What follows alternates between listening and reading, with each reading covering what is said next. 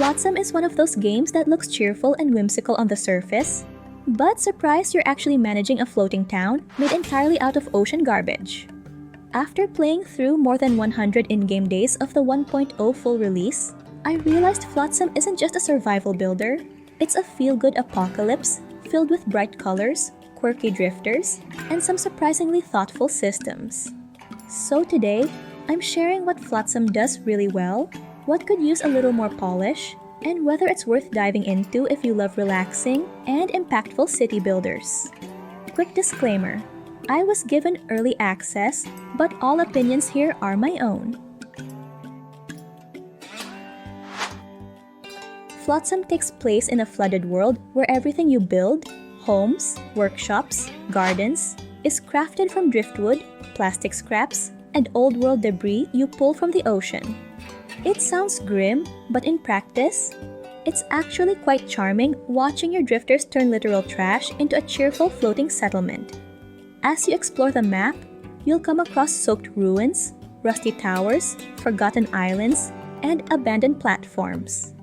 You'll rescue stranded survivors, called drifters, and even adopt friendly animals.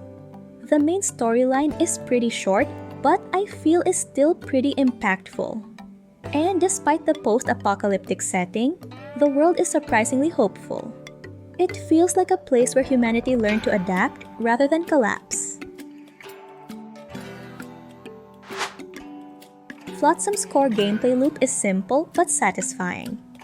You'll collect floating plastic and driftwood, salvage metal from wrecks, and turn all that trash into new homes and workspaces. Early on, your main focus will be keeping your drifters fed and hydrated, which means prioritizing food and clean water systems.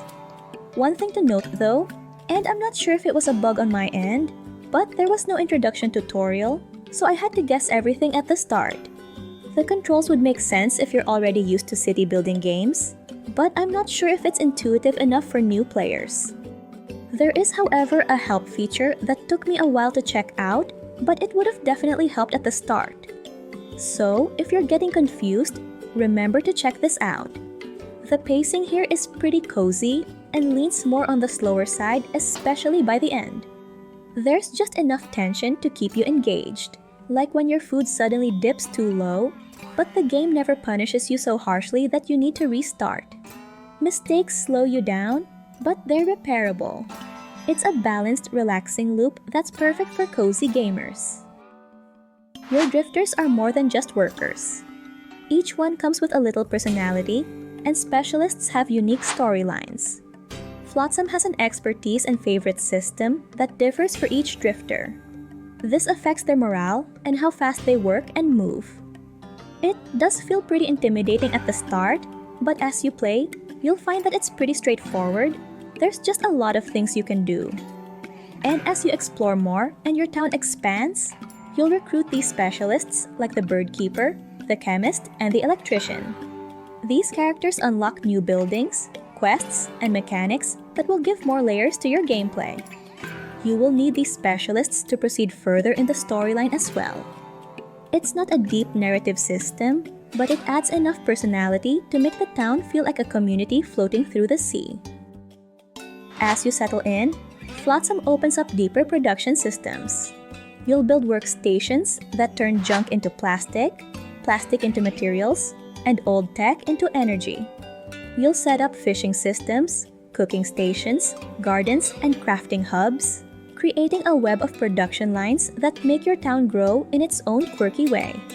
And at late game, Flotsam introduces one of its transformative mechanics, the ability to switch from basic firewood power to clean electricity. Early on, your entire town depends on burning driftwood for energy. You're constantly chopping wood, hauling logs, and fueling desalination and cooking stations. It works, but it keeps you trapped in a tight loop of resource juggling.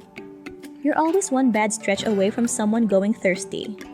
But later in the game, especially after unlocking research and recruiting the electrician and chemist, you gain access to eel tanks and generators that run on clean, renewable power. For the first time, I wasn't babysitting firewood levels. I could focus on decorating, exploring, and actually enjoying the rhythm of my floating town. It's the moment where Flotsam stops feeling like a scrappy survival raft and starts feeling like an actual community that can thrive in the long term. Exploration is one of Flotsam's most enjoyable elements. As you sail across the ocean, you'll hop between clusters of islands and ruins, each offering resources, drifters, and sometimes strange old tech. Remember to scout ahead and plan your route, especially when you're low on certain materials. At late game, I needed a specific material that can be found in only one type of biome, and it took me a few in-game days to find one. Even so, the map can start to feel repetitive after long play sessions. But the overall loop still works well, especially if you enjoy slow, steady progression. I find Flotsam's atmosphere is where it shines. Even though the world is flooded, everything is painted in bright, cheerful colors. The art style is whimsical, the music is peaceful, and the ocean ambience creates this calming, slightly melancholic vibe that fits perfectly with the game's tone. It's cozy without being sleepy, hopeful without ignoring the environmental message. Like any cozy builder, Flotsam has its quirks. The late-game pacing can slow down once you've researched everything. Some production chains require multiple buildings, when one or two would have been easier. Pathfinding can get a little awkward, and with all the materials, the UI sometimes feels cramped. Near the end, my game crashed one time maybe because there's so many things happening, especially when you already unlocked multiple buildings, technology, and drifters. But it could also be because of my device. None of these are deal breakers, but they're worth keeping in mind if you prefer fast-moving colony sims. You'll enjoy Flotsam if you love cozy builders that challenge your creativity with gentle survival mechanics. If you like watching a small settlement grow piece by piece, or if you appreciate games with environmental themes told in a hopeful way, this will be right up your alley. Flotsam is a thoughtful, atmospheric survival city builder that turns a flooded world into something surprisingly uplifting. The scavenging loop is fun, the pacing is cozy, and the transition to clean energy is one of the most satisfying upgrade moments in the game. It isn't the deepest builder on the market, but it carries a unique charm and sense of identity that makes it stand out. And if you're exploring more cozy city builders and want something with a fairy tale twist, the next video is all about Fabledom. I'll break down what I enjoyed and what could improve, so you can decide if it deserves a spot in your game library.